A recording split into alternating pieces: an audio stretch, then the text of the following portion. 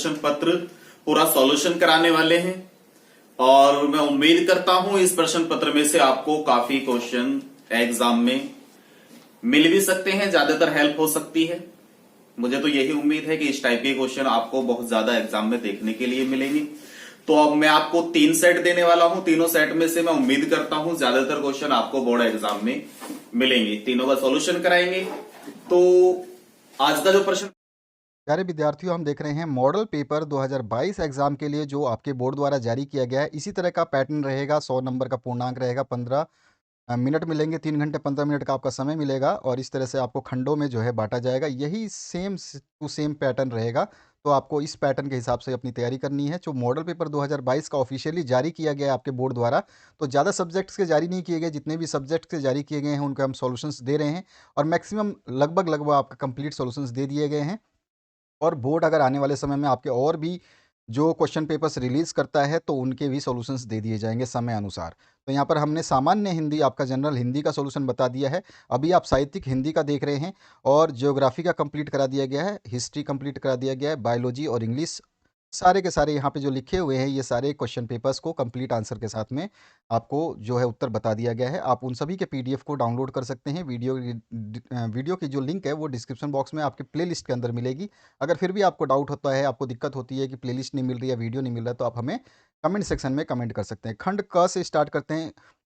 इसमें पहला प्रश्न जो है, इसमें क पार्ट, उक्ति व्यक्ति प्रकरण के रचनाकार जो हैं आपको बताना है। कौन है? तो दामोदर शर्मा जो है इसके रचनाकार हैं। ठीक है।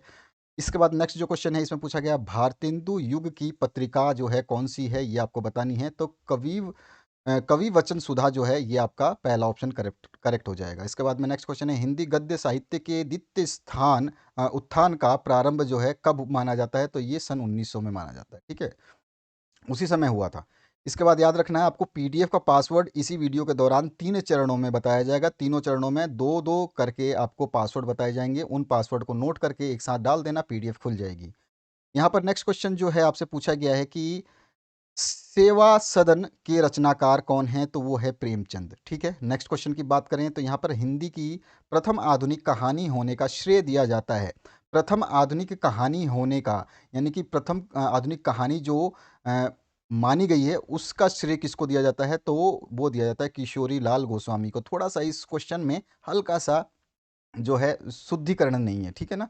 ये आप देखोगे हिंदी की प्रथम आधुनिक कहानी होने का या कहानीकार होने का होता तो भी चलता, या कहानी के रचयिता होने का श्रेय किसको दिया जाता तो चल जाता। ठीक है। किशोरी लाल गोस्वामी एक्चुअली इसका आंसर होगा। प्रश्न में थोड़ी सी मिस्टेक है और मॉडल पेपर है, इनमें मिस्टेक्स हो सकती है, कोई बड़ी बात नहीं है, लेकिन आपके बोर्ड एग्जाम में इस तरह के मिस्टेक्स आपको नहीं मिलेंगे। प्रश्न नंबर 2 है आदिकाल का ग्रंथ नहीं है तो पद्मावत जो है आदिकाल के ग्रंथों में शामिल नहीं किया जाता।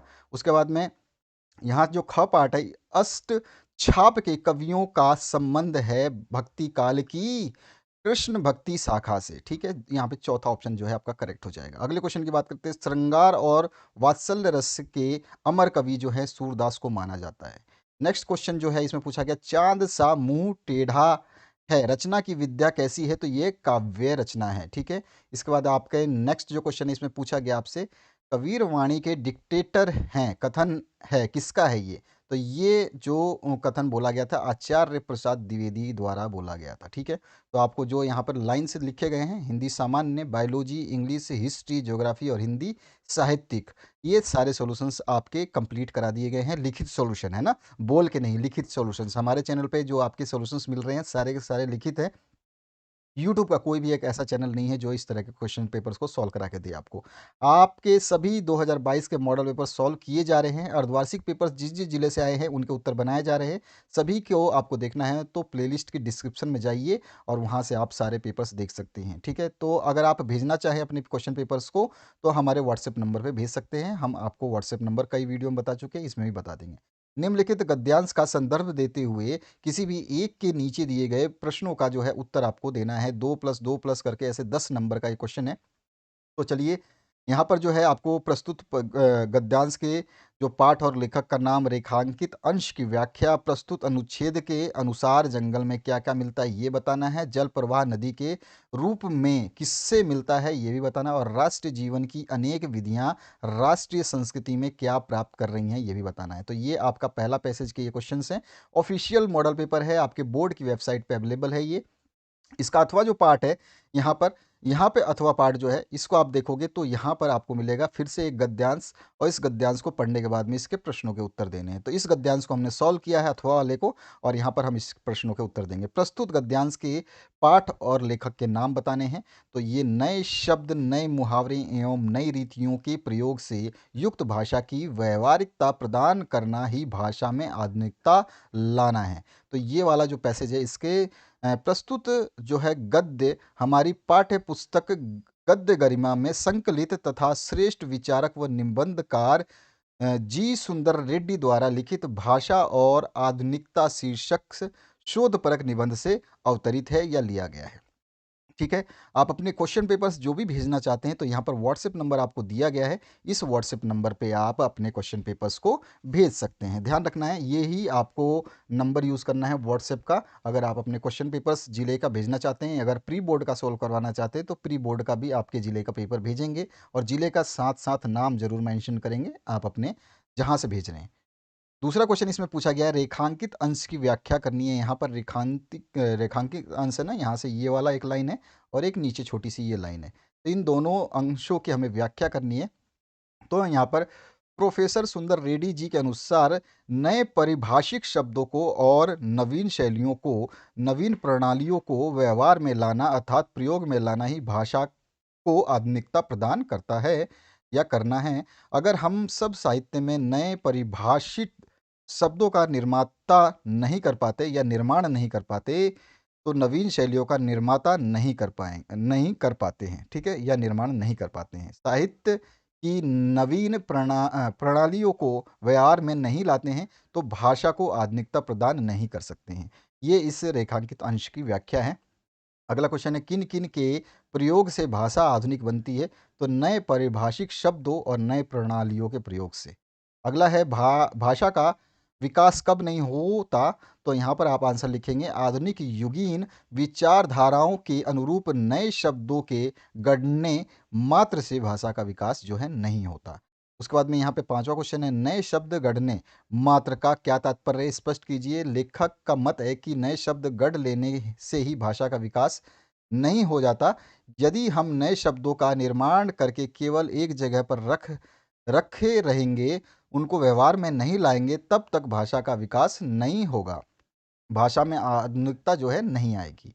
इसके बाद में चौथा जो क्वेश्चन है इसमें पूछा गया आपसे, पद्यांश पर आधारित निम्नलिखित प्रश्नों के उत्तर देने हैं। अब आपका गद्य था पहले, अब आपको पद बताना है। पद जो है आपके 5x2 यानी कि 10 मार्क्स का ये क्वेश्चन है, 4 नंबर। इसी सेम पैटर्न में आपका जो आप बोर्ड एग्जाम पेपर होगा वो बिल्कुल सेम पैटर्न पे रहेगा, ठीक है। पैटर्न इस बार चेंज किया गया है, एमसीक्यूज डाले गए हैं और आपके अलग अलग पैटर्न डाले गए हैं। क्वेश्चनों का थोड़ा सा समूह चेंज किया गया है। तो यहाँ पर रेखांकित शब्द है और इनकी हमें व्याख्या भी करनी है। तो चलिए देखते हैं। इसका पहला प्रश्न पूछा गया, प्रस्तुत पद्यांश के पाठ और कवि का नाम। तो ये श्रद्धा मनु शीर्षक से उद्धत है और इसके कवि जो है जयशंकर प्रसाद जी हैं। दूसरा क्वेश्चन है, रेखांकित अंश की व्याख्या। तो व्याख्या क्या है? श्रद्धा अपने शरीर पर नीले रंग का मेष चर्म यानी भेड़ की खाल धारण किए है। उसकी वेशभूषा में से कहीं कहीं उसके कोमल और सुकुमार अंग दिखाई दे रहे हैं। उन्हें देखकर ऐसा प्रतीत हो रहा था मानो नीले बादलों के वन में गुलाबी रंग का सुंदर बिजली का फूल खिला हुआ हो। ठीक है, आगे बढ़ते हैं नेक्स्ट क्वेश्चन में। मेघ वन बीच गुलाबी रंग में कौन सा अलंकार है? तो इसमें रूपक अलंकार है, क्योंकि चित्रण जो है इसमें रूपक की बात हो रही है। देख रहे हैं आप, गुलाबी रंग से तुलना की जा रही है। आगे जो है, नीले वस्त्र में लिपटी नायिका की छवि कैसी दिख रही थी? तो नीले वस्त्र में लिपटी नायिका की छवि ऐसी दिख रही थी मानो नीले बादलों के वन में गुलाबी रंग का सुंदर बिजली का फूल खिला हुआ हो। पांचवा है, परिधान और मृदुल शब्द का अर्थ बताना। परिधान मतलब सभी को पता है वस्त्र होता है, और मृदुल मतलब होता है कोमल। ठीक है, अगले क्वेश्चन की बात करते हैं। अथवा पार्ट में आपको फिर से इस जो है अंडरलाइन वाली लाइन है इसकी व्याख्या करनी होगी और बाकी प्रश्नों के उत्तर देने होंगे। तो कोई भी एक पार्ट करना होता है तो हम कर रहे हैं जो पार्ट हम कर सकते हैं, क्योंकि समय कम है और बहुत सारे सॉल्यूशंस बनाने हैं। ठीक है, तो सारे अथवा पार्ट को अगर करूँगा तो वीडियो भी लंबी होगी और बहुत सारे सॉल्यूशंस हमें बनाने पड़ेंगे। इतना समय अभी फ़िलहाल नहीं है, जैसे-जैसे समय मिलता जाएगा इनको भी सॉल्व करवा दिया जाएगा। तो ध्यान रखना, आपको पीडीएफ का जो पासवर्ड है इसी वीडियो के दौरान 3 चरणों में बताया जाएगा। चरण देखने के लिए ध्यान रखना, आपको वीडियो को एक बार भी स्किप ना करें। स्किप करते ही अगर पासवर्ड आपसे छूट गया तो वापस से आपको वीडियो देखना होगा। अगले क्वेश्चन की बात करते हैं, तो यहाँ पर इस क्वेश्चन के अंदर ये प्रश्न पूछे गए हैं, ठीक है? इन प्रश्नों के उत्तर देने हैं। तो हमने इसका एक पार्ट दे दिया है ऊपर वाला, इसका अथवा पार्ट आप चाहें तो अपने हिसाब से कर सकते हैं। 5वां क्वेश्चन है, निम्नलिखित में से किसी एक लेखक का जीवन परिचय देते हुए उनकी कृतियों का उल्लेख करना है। वासुदेव शरण अग्रवाल है, पंडित दीनदयाल उपाध्याय है, प्रोफेसर जी सुंदर रेड्डी। ये प्रोफेसर जी सुंदर रेड्डी 2020 में भी प्रकट हुए थे मेन एग्जाम में, फाइनल एग्जाम में, और इनको हमने इंपॉर्टेंट समझा इसीलिए इसका भी लिखा मैंने। और वासुदेव शरण अग्रवाल का भी हमने यहाँ पे लिख दिया है। तो यहाँ पर पूरा का पूरा आप देख सकते हैं इस तरह से वासुदेव शरण अग्रवाल के बारे में यहाँ पे लिखा गया है कि भारतीय संस्कृति, पुरातत्व और प्राचीन इतिहास के ज्ञाता डॉक्टर वासुदेव शरण अग्रवाल का जन्म सन 1904 ईस्वी में मेरठ के प्रतिष्ठित वैश्य परिवार में हुआ। उनकी उच्च शिक्षा लखनऊ में पूर्ण हुई तथा सेंट्रल एशियन एक्टिविटीज़ म्यूजियम के सुपरिटेंडेंट और भारतीय पुरातत्व विभाग के अध्यक्ष पद पर कार्य इन्होंने बड़ी प्रतिष्ठा से संपादित किया। विभिन्न संस्थाओं और शैक्षिक संस्थानों के उच्च महत्वपूर्ण तथा उत्तरदायित्व वाले पदों पर आसीन होने के साथ साथ ही अग्रवाल जी ने पाली, संस्कृत, अंग्रेजी भाषाओं तथा प्राचीन भारतीय संस्कृति और पुरातत्व का गहन अध्ययन कर विभिन्न ग्रंथों की रचना की। कल्पवृक्ष इसमें पृथ्वी पुत्र, भारत की एकता और मातृभूमि इनकी प्रमुख कृतियां हैं। उन्होंने वैदिक साहित्य, दर्शन, पुराण, महाभारत इत्यादि पर गणवेशात्मक लेख लिखे। इसके अतिरिक्त इसमें उरुज्योति, कला और संस्कृति, भारत सावित्री और कदम्बरी, पोद्दार और अभिनंदन ग्रंथ इनकी संपादित पुस्तकें हैं। सन 1967 ईस्वी में हिंदी के इस महान साहित्यकार तथा विचारक का निधन हो गया। भारतीय साहित्य और संस्कृति के गंभीर अध्येता तथा व्याख्याकार के रूप में हिंदी साहित्य जगत अग्रवाल जी को सदैव नमन करेगा। इस तरह से इनकी हमने जो है पूरी की पूरी विशेषता बताई और ग्रंथों के बारे में बताया। तो यही चीज़ हमें बतानी थी कि जीवन परिचय दे करके उनकी कृतियों का उल्लेख करिए। इसके बाद में आपका जो है नेक्स्ट जो 2020 में आया था प्रोफेसर सुंदर रेड्डी, इसको भी मैंने यहाँ पे कर दिया। आप इनको भी देख सकते हैं यहाँ पर, क्वेश्चन नंबर 3 जो आपका पार्ट है यहाँ पर। ये तेलुगु के मतलब थे निबंधकार, और काफ़ी इनका नाम रहा अपने आप में, बहुत बड़ी बात है क्योंकि आंध्र प्रदेश में इनका जन्म हुआ था। तो इस तरह से आप इसका लिख सकते हैं। बहुत ही स्पष्ट लैंग्वेज में हमने लिखा है और बहुत ही छोटे चरणों में आपको दिया है ताकि आप लोग आसानी से याद कर पाए। निम्नलिखित में से किसी एक कवि का जीवन परिचय देते हुए उनकी कृतियों का उल्लेख करना है। तो यहाँ पे 4 जो है कवि हैं, इनके किसी एक का आपको उल्लेख करना। हमने जयशंकर प्रसाद को उल्लेखित किया है यहाँ पर।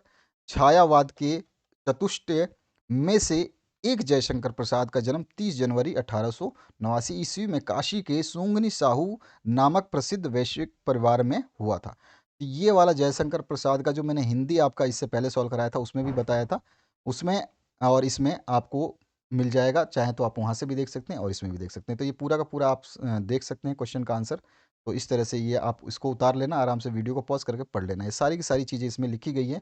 इनकी प्रसाद जी की जो काव्यगत विशेषताओं में झरना, आंसू लहर, स्तनगुप्त, प्रेम पाथिक, कामयानी, चंद्रगुप्त, अजातशत्रु, राज्यश्री, कल्याणी, ये सारे के सारे बहुत इनके फेमस जो है अपनी कलाकृतियाँ हैं, कला हैं और क्या कहते हैं पुस्तकें हैं जो इन्होंने लिखी हैं। तो उसके बारे में आपको बताना था, ठीक है, कृतियाँ। और आगे बढ़ते हैं नेक्स्ट क्वेश्चन की तरफ। नेक्स्ट जो क्वेश्चन है उसकी बात करें तो यहाँ पर आपका नेक्स्ट क्वेश्चन ये रहा।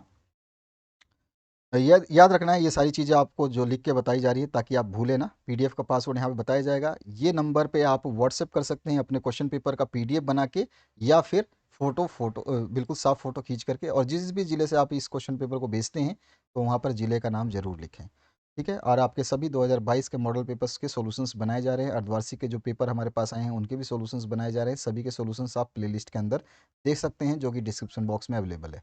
पहला पासवर्ड यहाँ पे 80 है आपका, तो इसको नोट करके रखें आप, ठीक है। अगले चरण में दूसरा पासवर्ड बताया जाएगा।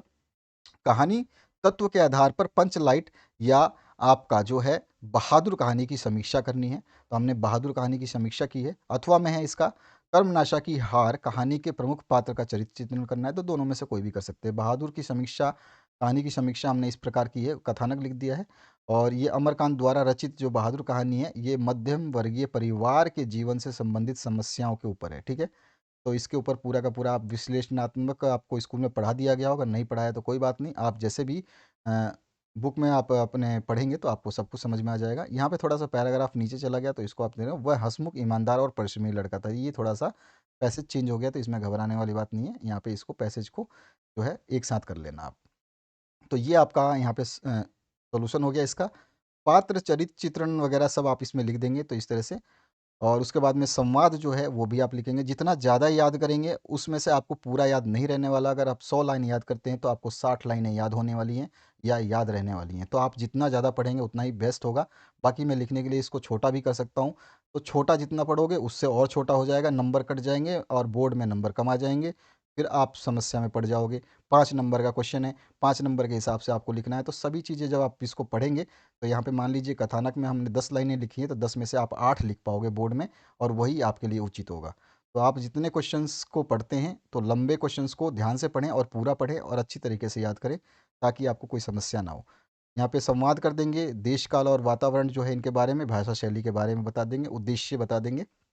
इन सभी चीज़ों को लिख करके और हम इस क्वेश्चन को कंप्लीट कर देंगे शीर्षक के साथ में। तो ये आपका अंतिम चरण जो हो जाएगा शीर्षक। तो इन सभी चीज़ों को आप जब याद करोगे तो मेरे हिसाब से आप 60 लाइनें याद कर पाओगे।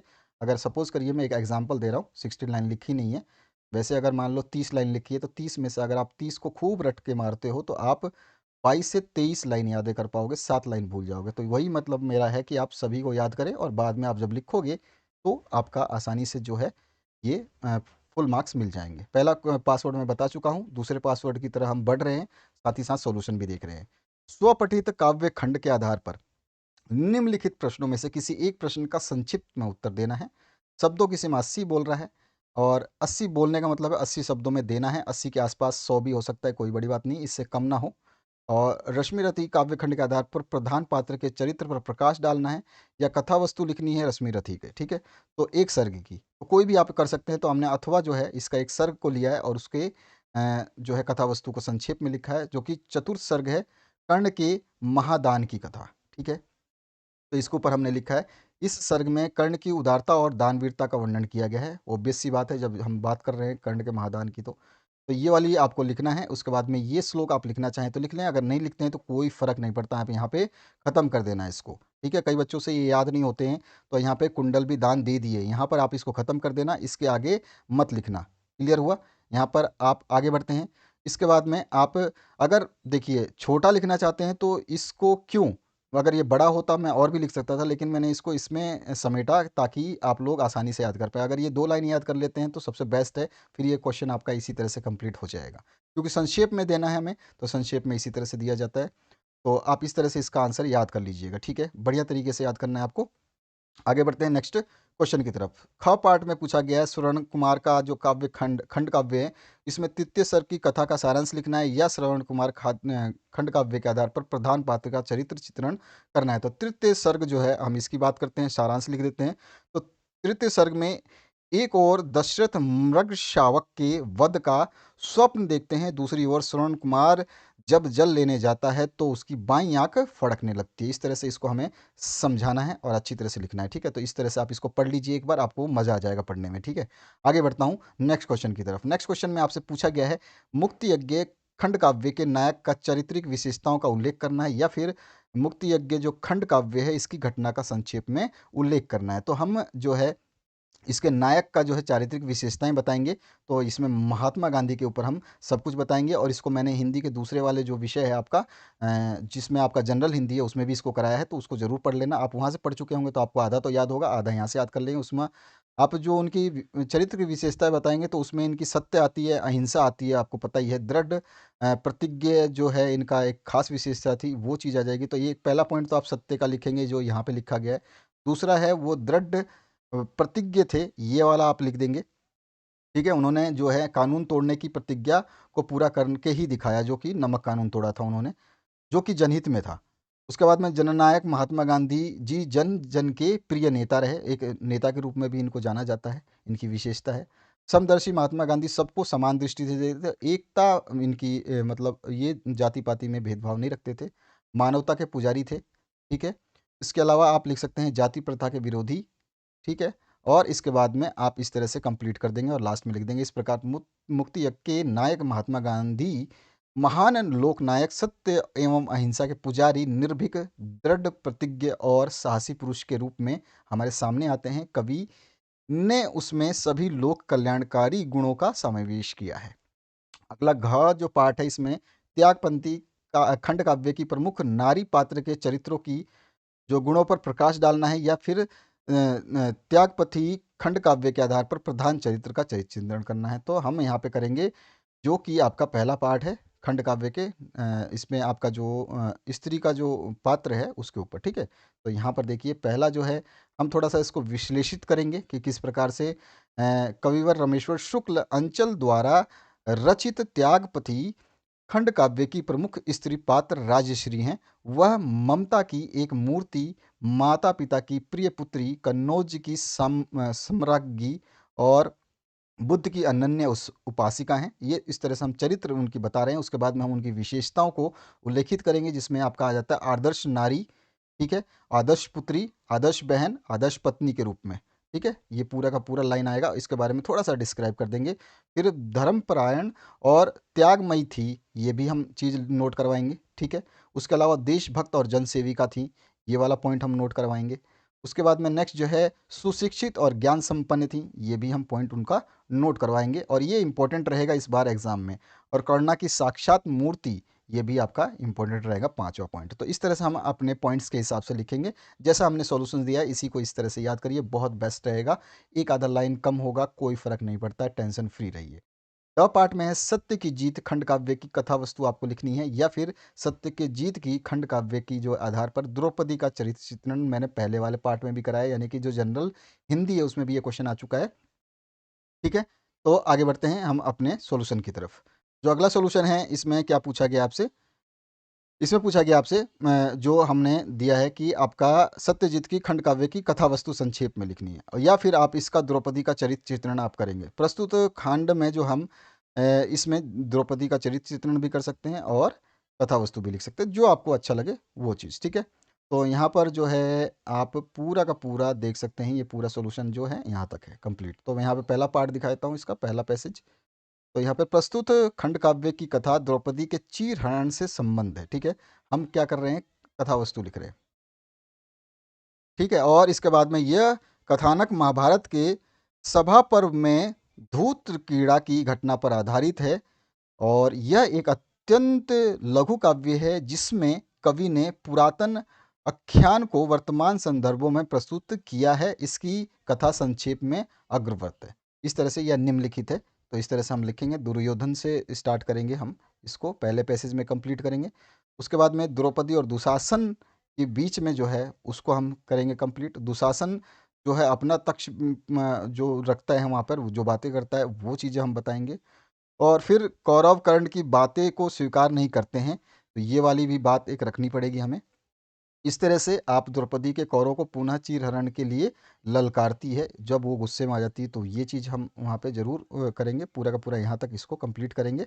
अंत में धृतराष्ट्र जब अपना कुछ समर्थन देते हैं, तो वो आदेश देते हैं, वो चीज़ें हम इसमें लिखेंगे। और फिर लास्ट में निष्कर्ष रूप में हम जो भी कह सकते हैं इस संक्षिप्त में, कि मार्मिक घटना के आधार पर जो है क्या अनुकूल होता है, सम्मान कैसा होता है नारी की रक्षा का, वो सब चीज़ें हम इसमें 2 लाइनों में 3 लाइनों में कंप्लीट करवा देंगे।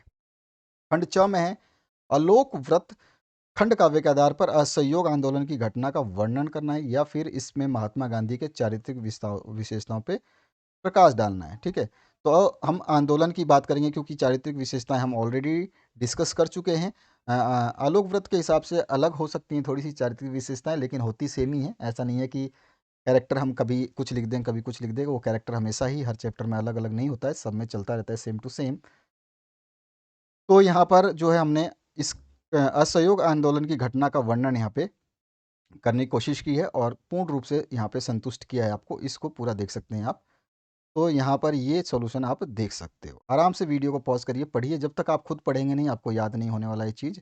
मेरे पढ़ने से कोई फ़र्क नहीं पड़ता है। अगर हाँ, कोई चीज़ समझाने वाली हो, जो चीज़ ऐसी होगी जो समझ में ना आए, तो उसको हम ज़रूर आपको बताएँगे। खंड ख में आ चुके हैं। निम्नलिखित संस्कृत गद्यांश का संदर्भ सहित हिंदी में अनुवाद करना है। तो यहाँ पे ये गद्यांश दे रखा है, इसका हिंदी में अनुवाद करना है।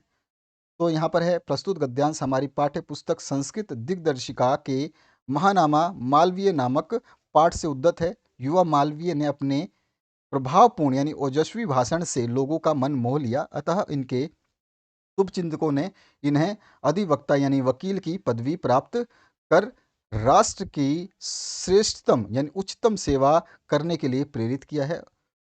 उसी के अनुसार उन्होंने विधि यानी कानून की परीक्षा उत्तीर्ण कर प्रयाग स्थित उच्च न्यायालय में, यहाँ पे जो एस स है ना आधा वो कटा हुआ है तो देख लेना, स्थित उच्च न्यायालय में वकालत प्रारंभ कर दी। विधि के उत्कृष्ट ज्ञान और मृदु वार्तालाप तथा अपने उदार व्यवहार से शीघ्र ही ये मित्रों एवं न्यायाधीशों के सम्मान के पात्र बन गए। तो ये हमने यहाँ पे इसका व्याख्या कर दिया।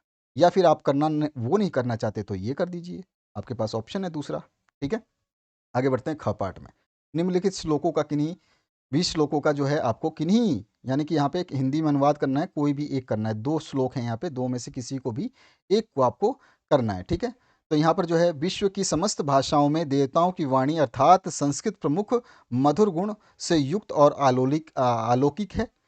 उसके बाद में आपका जो है यहाँ पे दिया गया, इसलिए उसका काव्य भी मधुर है, उससे भी मधुर उसके सुंदर उपदेश परक वचन अर्थात सुभाषित हैं। तात्पर्य यह है कि संस्कृत भाषा सर्वविधि विद गुणों से युक्त है। ठीक है, ये चीज़ यहाँ पे बताई गई है। इसका आपको इसका दिया गया आंसर। ठीक है, आप चाहें तो ऊपर वाले का भी दे सकते हैं।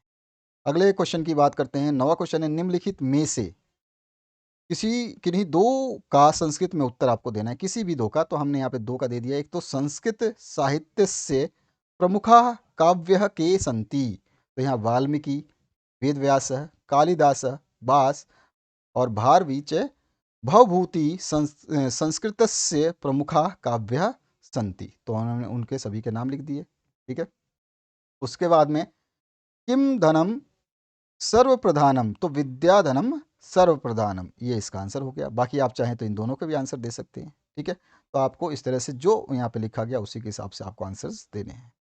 10वां क्वेश्चन है, श्रृंगार रस अथवा करुण रस की परिभाषा लिखकर उसका उदाहरण आपको देना है। तो करुण रस की परिभाषा इस प्रकार से, अपने प्रियजनों के बिछड़ जाने या किसी ऐसे प्रिय वस्तु का अनिष्ट हो जाने पर व्यक्ति में शोक का भाव जागृत होता है, उसी भाव को करुण रस कहते हैं। ठीक है, उदाहरण जैसे राम राम कहीं राम कहीं राम राम कहीं राम, तनु परिहरी रघुवर विरह राउ गयु सुरधाम। तो इस पंक्ति में क्या बोला गया है इसको समझ लीजिए। अपने पुत्र राम के वनगमन के उपरांत राजा दशरथ पुत्र वियोग में सब कुछ भूल चुके हैं। वह केवल राम राम राम की जाप कर रहे हैं। राम राम की जाप करते हुए अंततः उन्होंने प्राण त्याग दिए। यह दृश्य रामचरित्र मानस में करुण रस की प्रबल प्रस्तुति करता है। दर्शक इस दृश्य को देखकर अपने अश्रु बहाने पर विवश हो जाते हैं। ठीक है, तो ये आपका किसका है, करुण रस की परिभाषा और उसका एग्जाम्पल।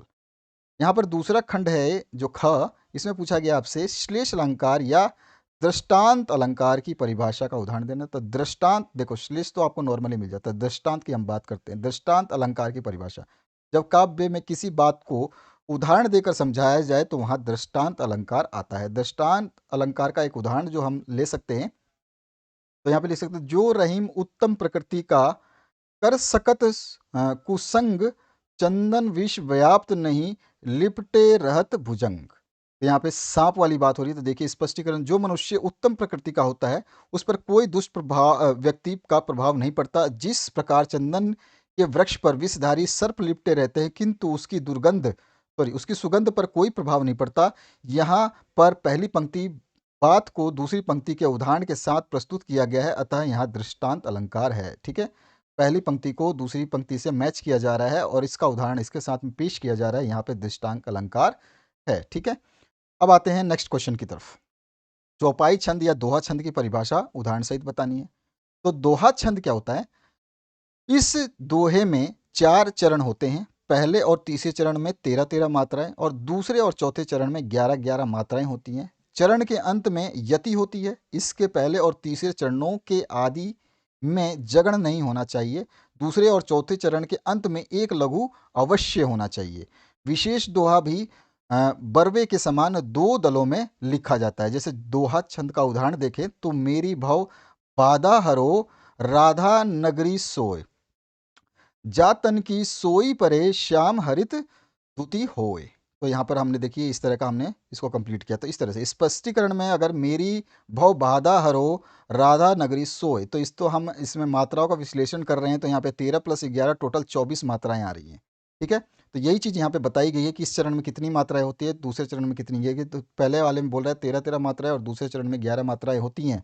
तो ठीक है, 13 और 11 24 हो गए, टोटल मिला के मात्राएं हो गई 24। यहाँ पर पहले तीसरे में 13-13 और तथा दूसरे और चौथे में 11-11 मात्राएं, अतः ये दोहा छंद है। और आपका दूसरा जो पासवर्ड है वो 24 ही है। ठीक है, तो पासवर्ड नंबर 2 आपको मिल चुका है। तीसरे चरण का पासवर्ड हम आगे देखेंगे।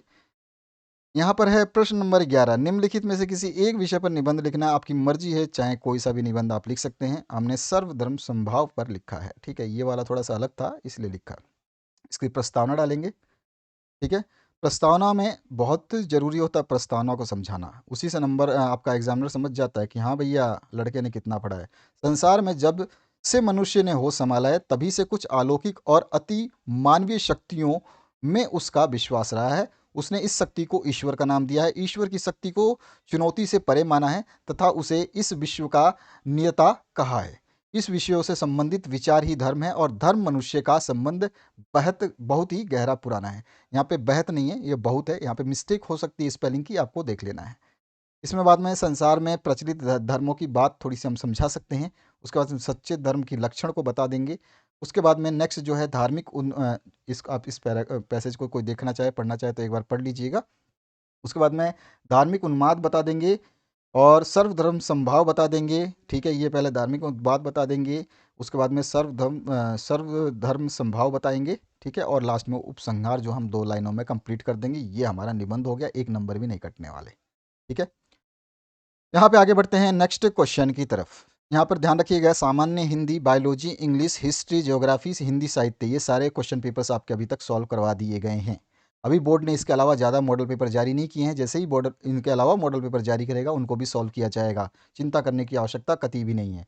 आपके जितने भी अर्धवार्षिक पेपर, बोर्ड पेपर जो हो रहे हैं या फिर आपके प्री बोर्ड एग्जाम पेपर हो रहे हैं, उन सभी के भी सॉल्यूशंस हम करवाएंगे। उनको भेज सकते हैं। मैंने व्हाट्सएप नंबर आपको बता दिया है वीडियो के दौरान और आगे भी बता दूंगा। प्ले लिस्ट डिस्क्रिप्शन बॉक्स में है, इन सभी को आप देख सकते हैं उनके अंदर। अगर नहीं मिलती है तो आप हमें कमेंट सेक्शन में कमेंट करिए, आपको जो है उसकी लिंक दे दी जाएगी। प्रश्न नंबर 12 है, पहला क्वेश्चन, पावकः का संधि विच्छेद होगा। तो हमें संधि विच्छेद करना है पावकः का, तो इसका होता है प प्लस अकः। ऑप्शन इसमें करेक्ट हो जाएगा। अगले क्वेश्चन की बात करते हैं, इसमें प्रेजते का संधि विच्छेद करना है तो प्र प्लस एजते होगा। स ऑप्शन इसमें करेक्ट हो जाएगा।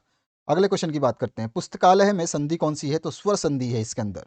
बी ऑप्शन इसमें करेक्ट हो जाएगा। नेक्स्ट क्वेश्चन की बात करते हैं, निम्नलिखित में से किसी एक का विग्रह कर उसके समास का नाम लिखना है। तो दशानन लिखना है और कृष्ण सर्पः लिखना है। तो दशम आनम यस्य सह, यानी कि 10 सिर जिसके हैं, तो इसमें कौन सा आ रहा है, बहुब्रीहि समास। और कृष्ण इव सर्पः, इसका जो है हम क्या कर रहे हैं, समास का विग्रह कर रहे हैं। ठीक है, तो कृष्ण इव सर्पः, इसमें कौन सा समास है, कर्मधारय समास। ठीक है, तो यहाँ पे हमने दोनों के आंसर बता दिए आपको।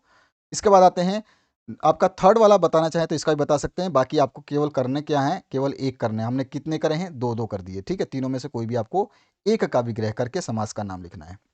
अगला जो क्वेश्चन है, आत्मन शब्द का द्वितीय बहुवचन जो रूप है वो पूछा गया, तो आत्मनः हो जाएगा। ऑप्शन इसमें करेक्ट हो जाएगा।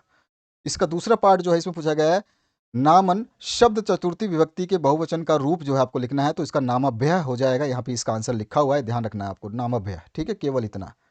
उसके बाद में नेक्स्ट जो क्वेश्चन है उसकी बात करते हैं। ख पार्ट में पहला क्वेश्चन है, स्था धातु लोट लकार मध्यम पुरुष एक वचन का रूप जो है आपको बताना है, तो इसका हो जाएगा तिष्ठ। बी ऑप्शन इसमें करेक्ट हो जाएगा। अगले क्वेश्चन की बात करते हैं। अगला जो क्वेश्चन है इसमें पूछा गया है प्युताम अथवा नित्वा का धातु लकार पुरुष तथा वचन लिखना है। तो इसमें पा तो धातु है, ठीक है, लोट लकार है, प्रथम पुरुष है और द्विवचन का रूप है। ये आपका आंसर हो गया इस क्वेश्चन का। अगले क्वेश्चन की बात करते हैं। ग पार्ट का पहला जो प्रश्न है इसमें पूछा गया निम्नलिखित में से किसी एक शब्द के धातु एवं प्रत्यय का योग स्पष्ट कीजिए। तो कृत का जो है इसमें धातु क्या है, क्र है, ठीक है, ध्यान रखना मैं जो बोल रहा हूँ उसको समझना। धातु क्र है और प्रत्यय इसमें उक्त है, ठीक है। और यहाँ पे गतः में जो धातु है आपका गम है और यहाँ पे कत जो है ये आपका क्या है, प्रत्यय है, ठीक है। तो धातु क्या है आपका गम है और प्रत्यय क्या है ये है। और यहाँ पर दत्वा में जो है धातु आपका दा है और कत्वा जो है आपका प्रत्यय है। तो हमने अलग अलग लिख दिया, एक तरफ धातु एक तरफ प्रत्यय। पहले में हमने दोनों चीज़ लिख के बताया आपको और नीचे आप इसी तरह से इसका धातु लिखेंगे गम और इसका धातु लिखेंगे दा, ठीक है। इसमें प्रत्यय लिखेंगे तक कत और यहाँ पे कत्वा, ठीक है। अब आगे बढ़ते हैं इसके दूसरे पार्ट में, ग का दूसरा पार्ट। निम्नलिखित में से किसी एक शब्द का प्रत्यय लिखना है आपको। तो प्रभुता शब्द क्या है, इसमें शब्द है प्रभु और प्रत्यय क्या है तल, ठीक है। इसके बाद में नेक्स्ट जो क्वेश्चन है इसमें पूछा गया रूपवती। इसमें जो आपका शब्द है वो है रूप और प्रत्यय क्या है वतूप, क्लियर। और उसके बाद में गुणवान का जो है यहाँ पे शब्द जो है गुरु और वतूप जो है इसका प्रत्यय है। तो हम तीनों के प्रत्यय बता चुके हैं, लिखना था केवल आपको एक। याद रखना है जैसे शब्द है तो शब्द आगे वाला है, प्रत्यय पीछे वाला है, जो यहाँ पे अलग अलग लिखा गया है। समय नहीं था इतना कि ये हर जगह मैं शब्द लिखूं, प्रत्यय लिखूं, यहाँ पर मैं धातु लिखूं, फिर यहाँ प्रत्यय लिखूं। हमें समय की कमी की वजह से जैसे जैसे सोल्यूशन लेकिन कंप्लीट दिए जाते हैं, सोल्यूशन लिखित रूप से दिए जाते हैं ताकि आप लोगों को कभी दिक्कत ना हो। घ पाठ में आ चुके हैं हम। रेखांकित पदों में से किसी एक पद में प्रयुक्त विभक्ति तथा संबंधित नियम का उल्लेख करना है। एक एक नंबर के दो प्रश्न हैं, हम तीनों की बात करेंगे। पुत्रेण सह, तो यहाँ पर वाक्य में सह या उसके अर्थवाची शब्द होने पर अप्रधानकर्ता में तृतीय विभक्ति होती है, ये हमने इसका उल्लेख कर दिया, ठीक है। ग्रामम अभीतः वृक्षा संति, तो अभीत के साथ हमेशा द्वितीय विभक्ति का ही प्रयोग होता है, ये हमने इसका संबंधित नियम लिख दिया। और कृष्णाय नमः में नमः जो नमस्कार है इसमें अव्यव के साथ चतुर्थी विभक्ति ही प्रयुक्त होती है, ये इसका नियम हमने लिख दिया, ठीक है। तो तीनों पार्ट को मैंने करा दिया। चौथा जो क्वेश्चन है इसकी बात करते हैं। इसमें चौथे प्रश्न में आपसे एक पूछा गया है, ध्यान रखना है, निम्नलिखित में से किन्हीं दो का संस्कृत में अनुवाद करना है। तुम दोनों जाते हो युवाम गच्छतः, तो ये आपका पहले का अनुवाद हो जाएगा। गांव के चारों ओर वृक्ष हैं तो ग्राम परितः वृक्षाः सन्ति, तो ये आपका दूसरे का अनुवाद हो जाएगा। बाकी आप